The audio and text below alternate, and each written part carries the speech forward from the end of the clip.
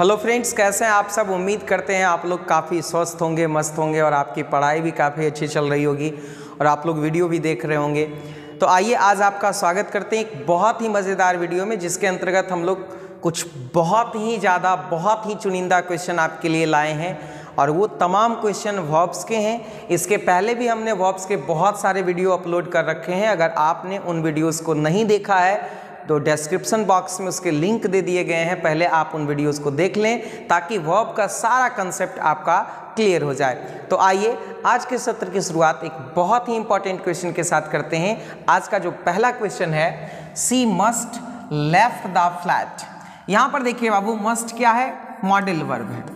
Must क्या है? Modal verb है। और मस्ट का प्रयोग हम लोग तब करते हैं जब कोई कंपल्सन हो, कोई क्या हो बाबू? बाध्यता हो, इसे ध्यान रखेंगे। और मॉडल वर्ब के बाद हम लोग नॉर्मली वर्ब के पहले रूप का क्या करते हैं? प्रयोग करते हैं।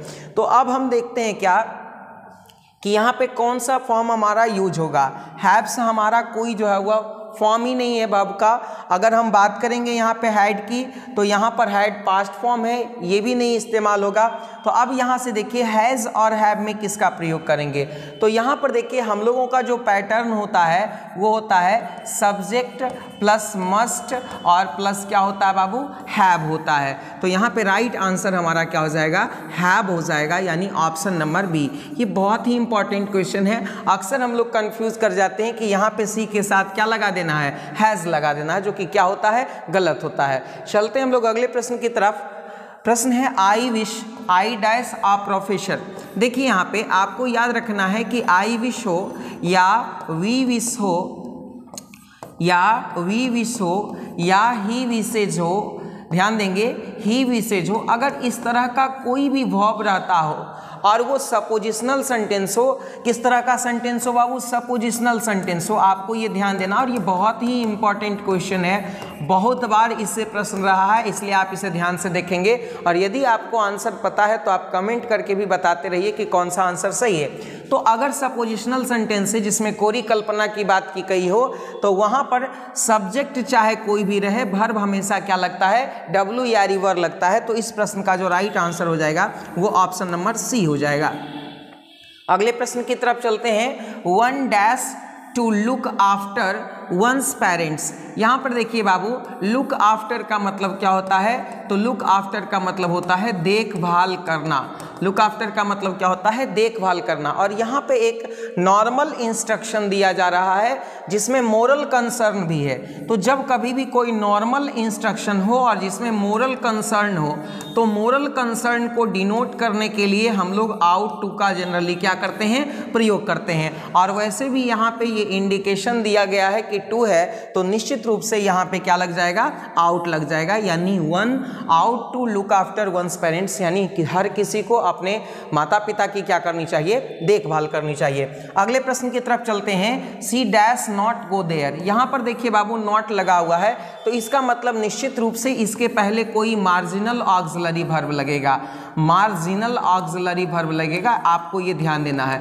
तो मार्जिनल ऑक्सिलरी वर्ब के रूप में जनरली हम लोग जो है वह नीड नॉट या डेयर नॉट का क्या करते हैं? प्रयोग करते हैं। अब यहाँ पर देखिए, she dash not go there, वह वहाँ जाने का साहस नहीं करती।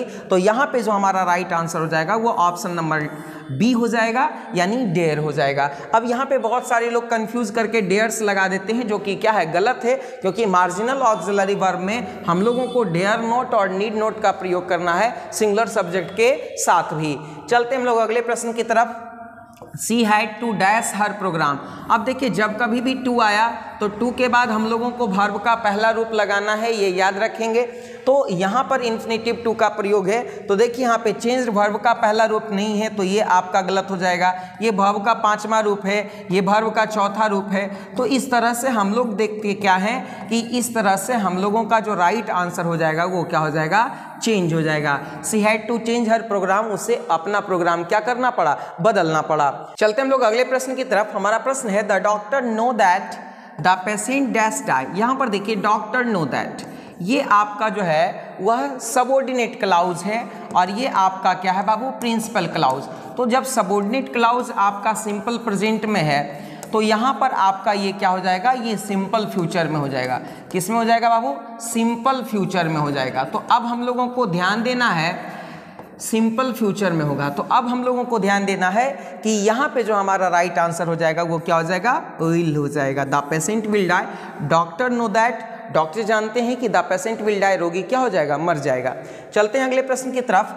Candidates dash answer all the questions. यहाँ पे इंस्ट्रक्शन तो है, लेकिन इंस्ट्रक्शन के साथ साथ जो है वह इंस्ट्रक्शंस तो हैं, लेकिन इंस्ट्रक्शंस के साथ साथ कंपल्सन भी है कि भाई आप विद्यार्थी हैं और आपको सभी प्रश्नों का उत्तर अनिवार्य रूप से देना है। अगर आप नहीं देंगे तो आप फेल कर दिए जाएंगे या आपको कम नंबर प्राप्त होंगे। तो यहाँ पर इंस्ट्रक्शन तो हैं, लेकिन क्या है, कंपल्सन है, यानी कंपल्सरी है। तो जहाँ पे भी कंपल्सरी एक्शन होगा वहाँ पे हम लोगों को किसका प्रयोग करना बाबू, तो मस्ट का प्रयोग करना है। यानी candidates must answer all the question, विद्यार्थी को सभी प्रश्नों का उत्तर अनिवार्य रूप से देना है। चलते हैं अगले प्रश्न की तरफ। If she dash a bird she would fly in the sky. ये भी आपका एक जो है वह क्या है, तो यह भी एक अब सपोजिशनल सेंटेंस है जिसमें कंडीशन भी लगा हुआ है। तो कंडीशनल भी है और सपोजिशनल भी है। तो यहाँ पर हम लोगों को ध्यान देना है कि अगर वह पक्षी होती तो आकाश में उड़ती। तो जो भी सपोजिशनल सेंटेंस है, सपोजिशनल सेंटेंस में आपको एक चीज़ ध्यान रखना है कि सब्जेक्ट चाहे कोई भी रहे, वर्ब हमेशा डब्ल्यू यारी वर्ड लगेगा। If C were a word, अगर वह एक पक्षी होती, she would fly in the sky, वह आकाश में उड़ती, यानी ऑप्शन भी बिल्कुल सही जवाब है। अगले प्रश्न की तरफ चलते हैं। She dash not go against the wishes of his master. अब देखिए यहाँ पे क्या है कि वह अपने मालिक के चाहत के खिलाफ जाने की हिम्मत नहीं करती या साहस नहीं करती।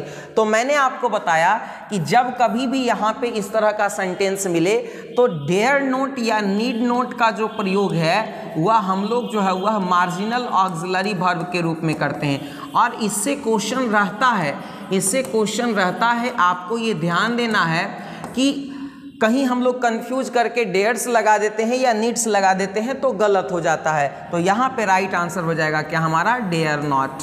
यानी she dare not to go against the wishes of his master का मतलब होता है कि वह अपने मालिक की इच्छा के विपरीत जाने की हिम्मत नहीं करता है। चलते हम लोग अगले प्रश्न की तरफ। हमारा अगला प्रश्न है, she dash respect her seniors. यहाँ पे देखिए क्या है कि नॉर्मली एक एडवाइस दी जा रही है कि यहाँ पे आपको एक एडवाइस दी जा रही है कि उसे अपने सीनियर्स का जो है वह क्या करना चाहिए, सम्मान करना चाहिए।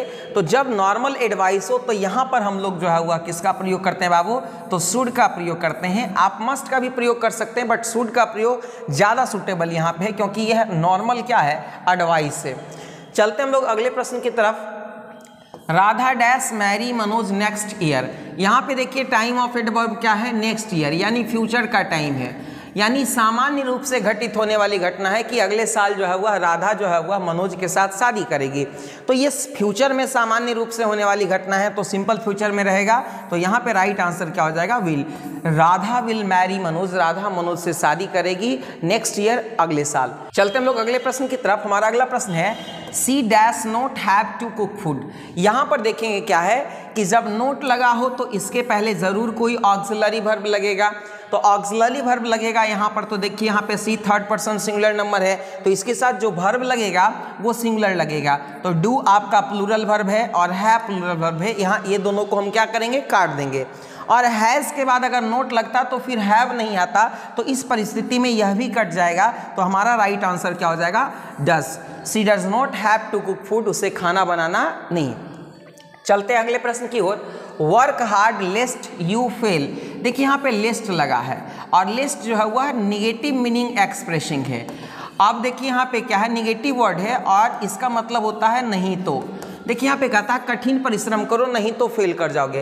तो लेस्ट के साथ हमको याद रखना है कि ऑलवेज हम लोगों को शुड लगाना है। ये बहुत ही इंपॉर्टेंट क्वेश्चन है और लगभग हर साल ये परीक्षा में पूछे जाते हैं। तो लेस्ट के साथ हम लोग शुड का प्रयोग करेंगे। तो यहाँ पे हमारा right answer option number D हो जाएगा।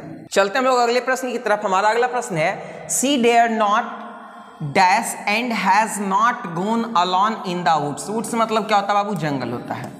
वुड्स मतलब क्या होता है, जंगल होता है। और यहाँ पर देखिए मार्जिनल ऑक्सिलरी वर्ब है, तो मार्जिनल ऑक्सिलरी वर्ब है तो यहाँ पे हम लोग जो है वह वेयर इन्फिनेटिव का प्रयोग करते हैं। तो वेयर इन्फिनेटिव में हम लोग जो है वह किसको लिखेंगे, तो गो को लिखेंगे। वेयर इन्फिनेटिव का मतलब होता है इन्फिनेटिव विदाउट टू, यानी she dare not go and has not gone alone in the woods, मतलब वह अकेले जंगल में जाने की साहस नहीं करता। चलते हैं हम लोग अगले प्रश्न की तरफ। We dash to help her because she is our relative. देखिए यहाँ पे टू लगा हुआ है और टू लगा हुआ है तो निश्चित रूप से जो है वो टू किसको फॉलो करता है, तो आउट को या यूज्ड को। अब यहाँ पे कहा जा रहा है कि वह हमारा रिश्तेदार है, इसलिए हमको उसकी क्या करनी चाहिए, मदद करनी चाहिए। तो यहाँ पर जो है वह चाहिए यानी एडवाइस भी है और एक मोरलिटी भी है। तो इस परिस्थिति में हम लोग यहाँ पे किसका प्रयोग करेंगे, आउट का प्रयोग करेंगे, यानी ऑप्शन ए बिल्कुल सही जवाब होगा। अगले प्रश्न की तरफ चलते हैं। सी डैश ऑलरेडी टेकन मील। अब यहाँ पर देखिए क्या है, ऑलरेडी लगा हुआ है, तो जब ऑलरेडी लगा हुआ है तो ये आपका जो है वह क्या हो जाएगा बाबू, प्रेजेंट परफेक्ट हो जाएगा। क्या हो जाएगा, प्रेजेंट परफेक्ट हो जाएगा। तो जब प्रेजेंट परफेक्ट हमारा होता है तो सब्जेक्ट प्लस हैज या हैव प्लस वर्ब का तीसरा रूप प्लस क्या होता है बाबू, ऑब्जेक्ट होता है। तो यहाँ पर देखेंगे क्या कि यहाँ पर सी के साथ हमारा सिंगुलर वर्ब लगेगा क्या, हैज, यानी ऑप्शन एक बिल्कुल सही जवाब होगा। चलते हम लोग अगले प्रश्न की तरफ। Her grandmother dash to read the Ramayana. देखिए यहाँ पे क्या है, her grandmother dash to read the Ramayana, यानी ग्रैंड मदर मतलब दादी माँ या नानी। तो पास्ट की आदत को दर्शाने के लिए हम लोग किसका प्रयोग करते हैं, यूज्ड टू का। ये यूज्ड टू का प्रयोग हम लोग जो है वह पास्ट की हैबिट को दर्शाने के लिए करते हैं, पास्ट की आदत को दर्शाने के लिए करते हैं। तो यहाँ पे जो हमारा राइट आंसर हो जाएगा वो क्या हो जाएगा बाबू, यूज्ड टू, यानी ऑप्शन बी बिल्कुल सही जवाब होगा। अगले प्रश्न की तरफ चलते हैं। If he a doctor he would earn much money. अब देखिए मनी जो है वह अनकाउंटेबल नाउन है, ये आपको पता है, इसलिए इसके पहले क्या लग गया है, मच लग गया है। अर्न मतलब क्या होता है, कमाना। अगर वह एक डॉक्टर होता तो वह पैसा कमाता। तो यहाँ पर भी देखिए सपोजिशनल और कंडीशनल दोनों है। तो ये सपोजिशनल वाक्य में आपको बताया गया कि सपोजिशनल वाक्य में सब्जेक्ट चाहे कोई भी रहे, वर्ब हमेशा जो है वह डब्ल्यू यानी क्या लगेगा, वर लगेगा। यानी इस प्रश्न का जो राइट आंसर हो जाएगा वो ऑप्शन नंबर ए हो जाएगा। अगले प्रश्न की तरफ चलते हैं। The police dash arrested the thief before the crowd gathered there. यहाँ पर देखिए क्या है कि यह जो सेंटेंस है वो पास्ट परफेक्ट है और आपको बताया गया है कि पास्ट परफेक्ट जो है वह दो सेंटेंस को फॉलो करता है।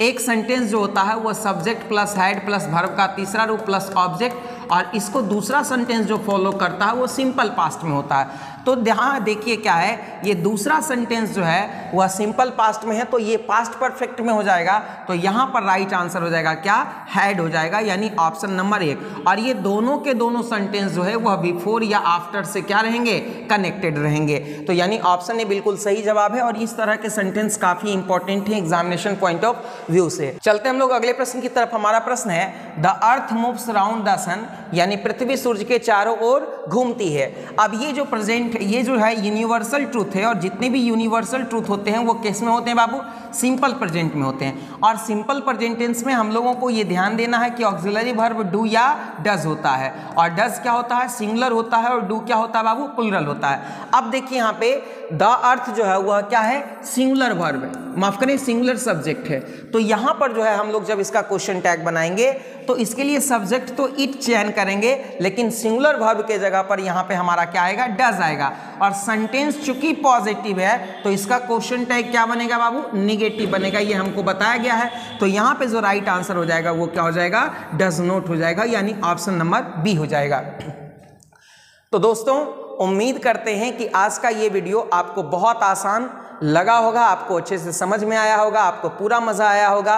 तो यदि आपको वीडियो अच्छा लगा है तो आप कमेंट करके हमको ज़रूर बताइए कि आपको वीडियो कैसा लगा है। आप अपने दोस्तों के साथ ज़रूर शेयर कीजिए, और यदि आप चैनल पर नए हैं तो आप हमारे चैनल को ज़रूर सब्सक्राइब कीजिए। आज के लिए इतना ही, बहुत बहुत धन्यवाद। Thank you for watching.